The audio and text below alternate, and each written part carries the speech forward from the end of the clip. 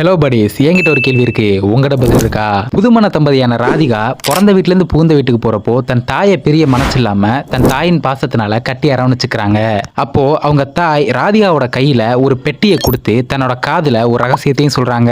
என்ன ஆனாலும் இந்த பெட்டியை தன்னோட கணவன் கையில கொடுத்துறாதுன்னு ஒரு அறிவுரையும் சொல்றாங்க.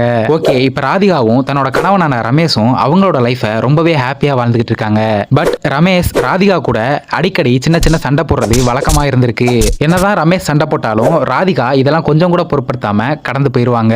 என்னதான் மனக்கசப்புகள் இருந்தாலும் கூட இவங்களோட காதல் இவங்க ரெண்டு பேத்தையும் பிரிய விட்டதில்லை. அன்பார்ச்சுனேட்லி இப்போதான் இவங்க வாழ்க்கையில விதி விளையாட ஆரம்பிச்சிருக்கு.